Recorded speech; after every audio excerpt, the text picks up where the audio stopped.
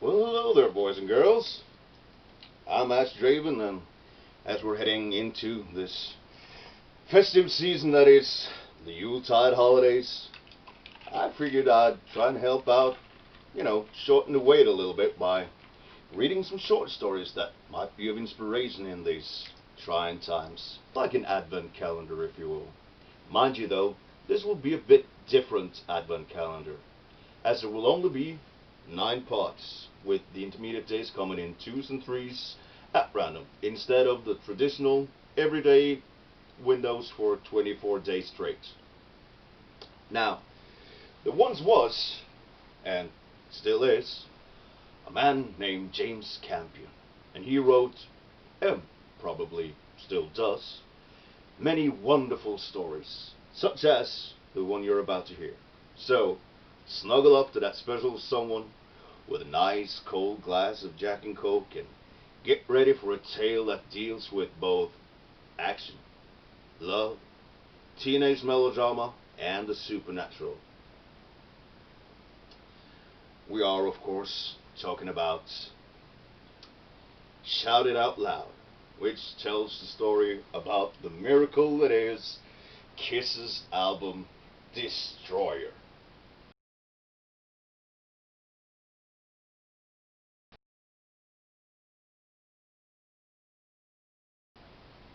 So, let's dive into it, shall we? With Chapter 1, Detroit Rock City. Get up, everybody's gonna move their feet. Get down, everybody's gonna leave their seats. Fade in. The early morning sounds of dishes being meticulously washed in a cozy suburban kitchen setting. A distended monotone echoes steadily from a nearby transistor radio.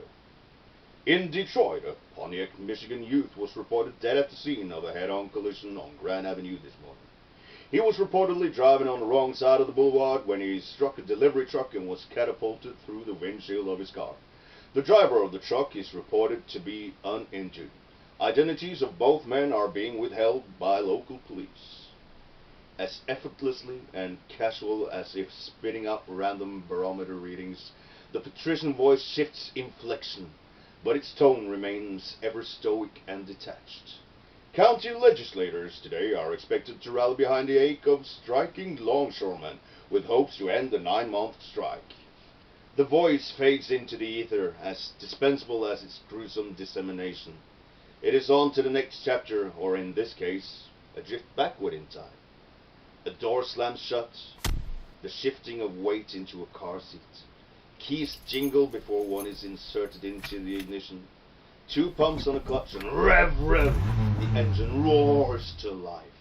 Within seconds, a familiar guitar riff pumps through the dashboard speakers.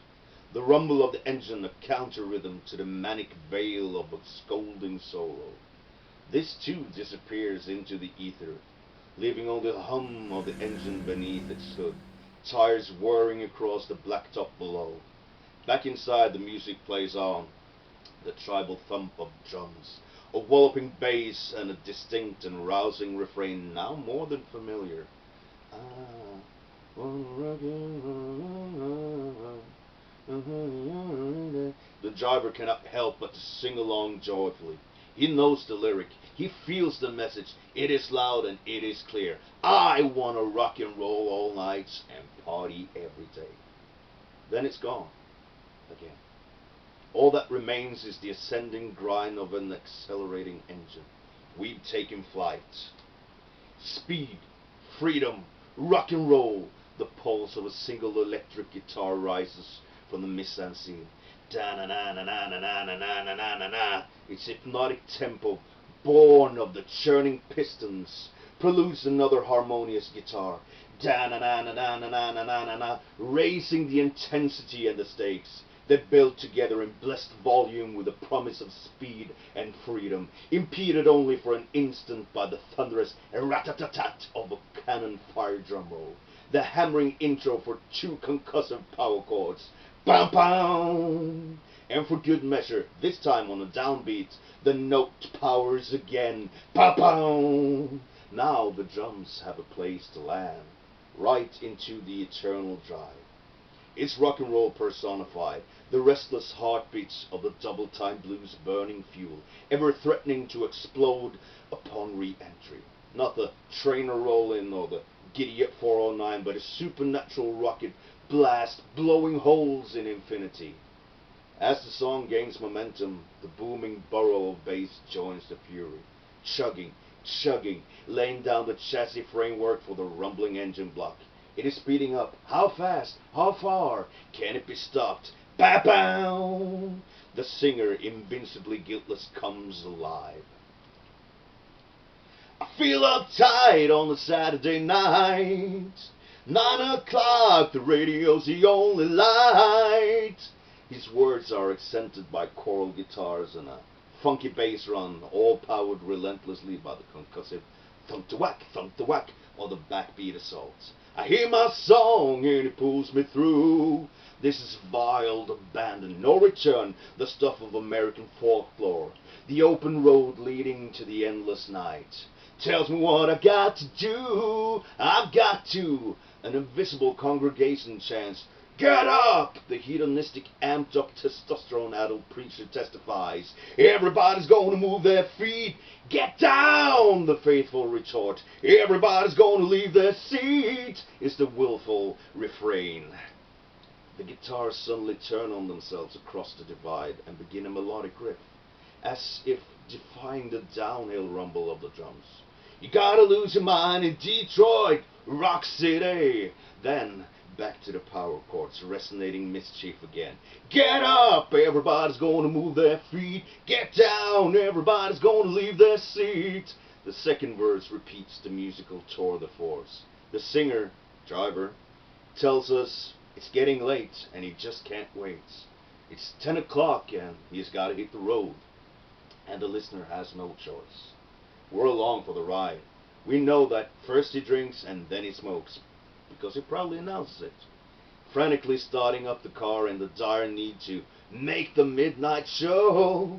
Get up, everybody's going to move their feet. Get down, everybody's going to leave their seats.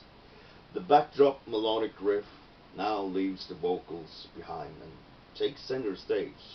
A contagious boogie-woogie groove as can be imagined at ear-splitting levels. The stampede of drums is not merely driving the thing, but crushing thunks of terror in its thundering wake. Burring car sounds rumbling along beneath it.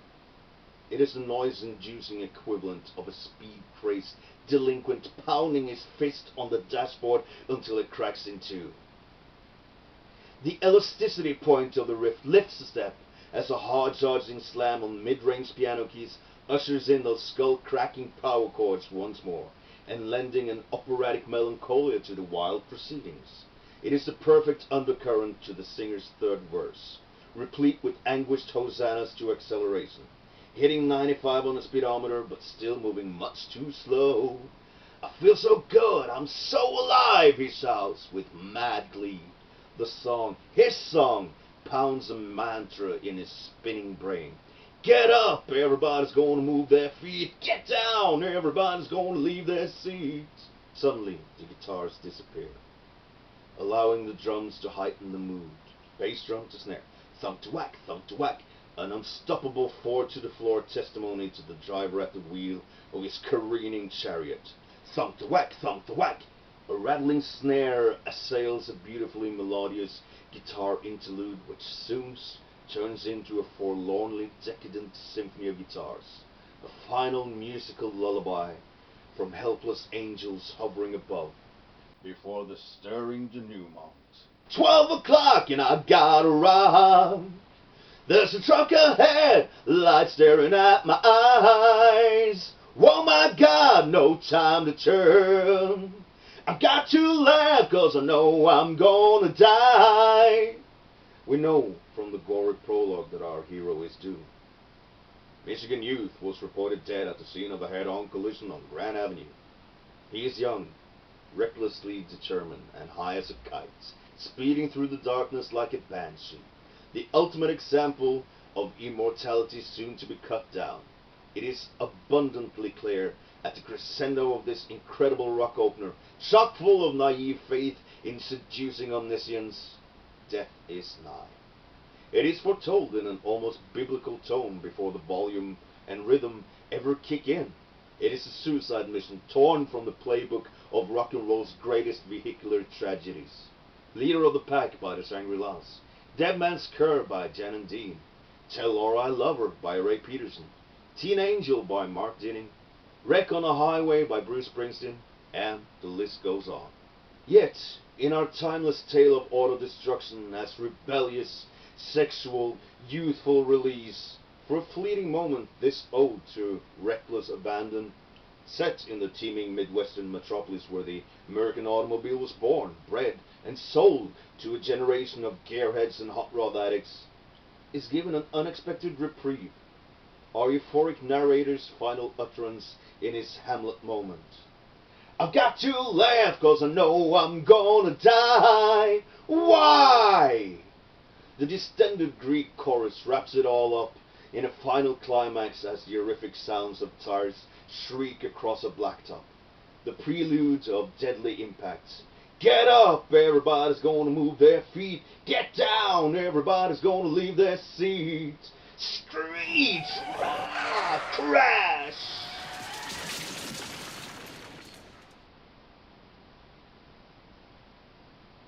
And that was it for our first chapter. Now, I hope to see you again for the second chapter. And in the meantime, take care and don't drink and drive.